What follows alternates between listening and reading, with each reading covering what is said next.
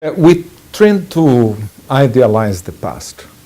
We didn't experience it. We were not there. We were not there in the 19th century to know what exactly was to age.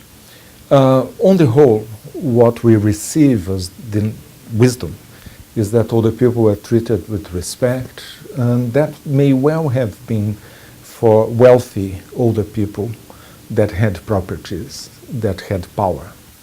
Maybe for the vast majority of older people, it was very difficult because they were a burden, they didn't have income, they didn't have any food security, they would be another mouth to be fed. So I think that it was actually difficult for many older people, but there were few of them. Life expectancy in the 19th century, even at the beginning of the 20th century, was no more than 40, 45 years. It was exceptional to reach the age of 60, 65, and by then they were already very old. With chronic diseases, there was very little that medicine could do for them. So those older people, if they were lucky enough to have a family tie with their families, if their children had not migrated, which was very common, they would be probably well looked after because there was a pool of potential carers, all these women that had not joined the workforce and therefore could be providing the care that they would need in later life when they would become frail.